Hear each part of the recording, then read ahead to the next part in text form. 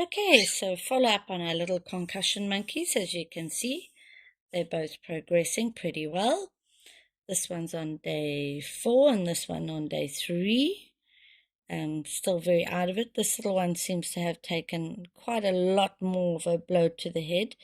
The little head is a lot more swollen than the other one, and possibly will take a little bit longer anyway, even though it is a day behind the other. You can see this one is responding already, has started to sit up, head turning to the side constantly.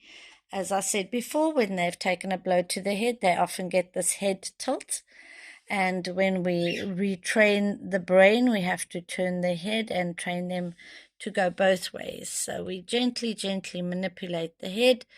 And eventually what we do when they start actually eating is put the food on the opposite side so that they have to turn. In the beginning, they just kind of rather would walk around and round in a circle to get back to the food, but they've got to learn to turn. You can see this little one's got a response to bite. Doesn't actually know whether there's food or not, but is responsive to the outside stimuli, which is a good thing. And she's started to sit up, still playing with the little hands. But if you have a look, she's actually, when you place her, she does sit pretty well. Still falling over a little bit, but trying. And there you see again that movement to the one side. She is constantly wanting to move to that side. And so the brain is going to need a little bit more retraining again, and reminding the left and the right side of the brain which side works when we're exhausted. We just had some food, so she is tired.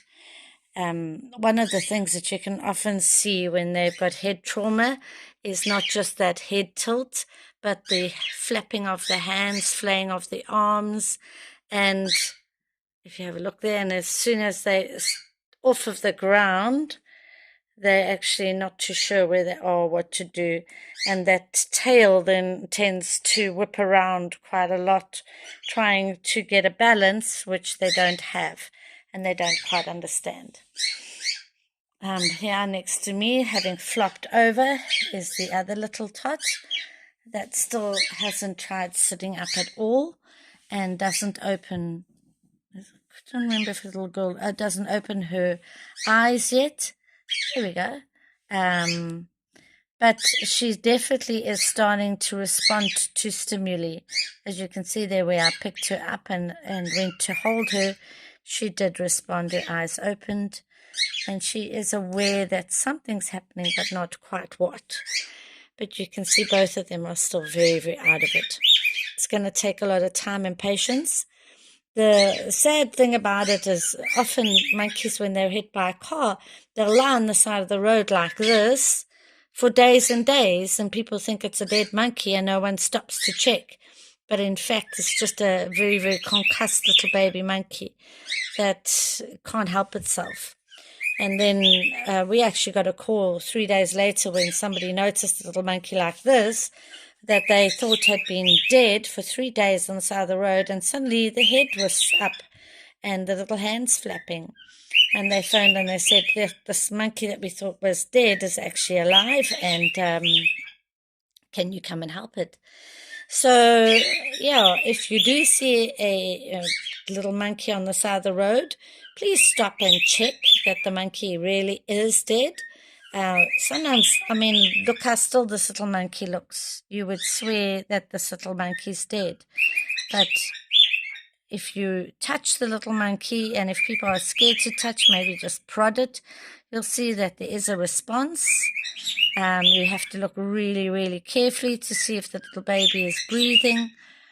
And, yeah, I wouldn't just leave a little monkey. If possible, and you're able to, and the monkeys aren't around, pick it up, take it to a vet, and let the vet give it a check and make sure that it definitely is dead. Because a few days later, if it hasn't been devoured by some predator or taken off by somebody as a meal, If it's on the side of the road where somebody can see it, they definitely will take it off and eat it, or chop the hands off, or some things for muti, and keep the monkey alive so that they can take more muti off of it at a later stage. So that would be a terrible thing to happen to it. It will also get flies laying eggs on it and devoured by the flies, the larvae that hatch as maggots. Ants will eat it, and it'll die from heat exhaustion and dehydration on the side of the road. So please stop and check. I know they look dead, but if you touch the little eyes, often you can see a response. Not even a response in this one, but you can feel some pullback on the arms, and the little one is definitely not gone stiff. So, yep, please just check that the baby is alive. And if you see that the baby is alive, like, oh, sorry, gave you a fright.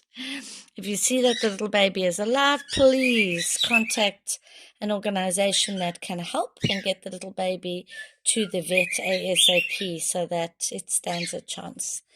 Because these little ones actually may recover.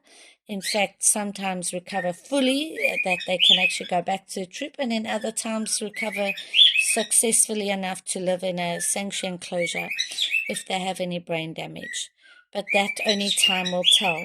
And that'll be about a week before we're able to see whether these babies do have any brain damage. As I said, this one, I think it's day 3 and day 4, so they are still very, very new. And then over here, I've got a little tiny tot, a lot smaller, a lot younger, little Momo.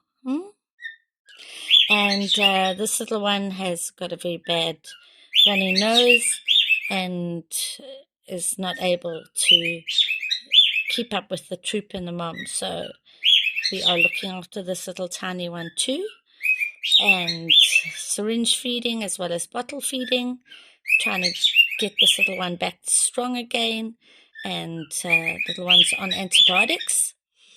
So we hope in time that this little one will respond well enough as well.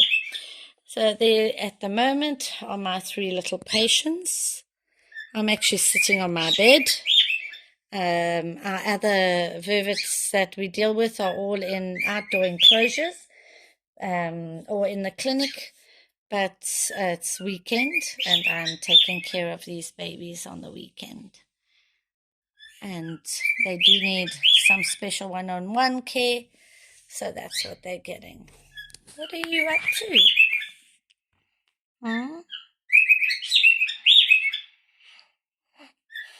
Most of the babies that we look after at this time of the year are much older than this little one.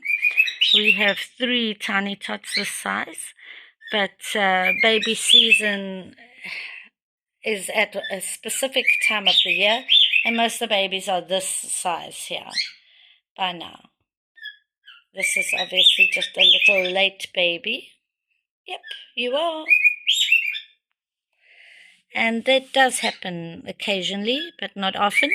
Most of the females come into season at the same time, only once in a year, when they are mated by the dominant male and those that take their chances as well.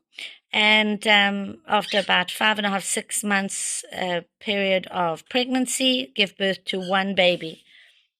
They do occasionally give birth to twins, but normally only one of the twins survives.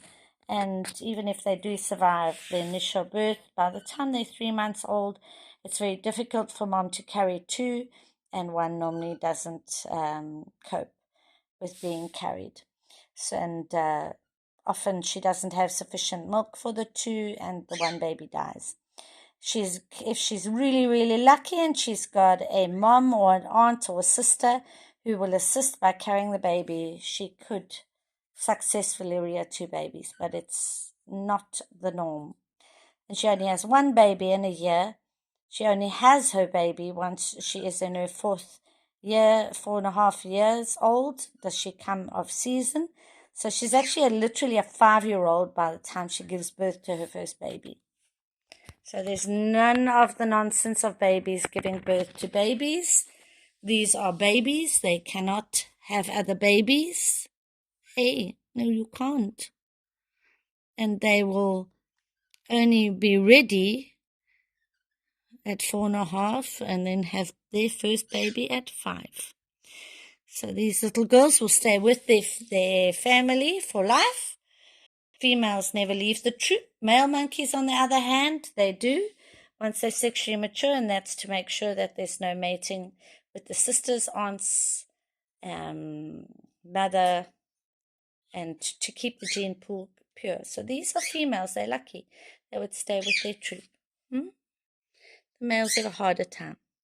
So that's Monkey Helpline. If you'd like to help us, help them, then go to www.monkeyhelpline.co.za or come and volunteer at Monkey Helpline.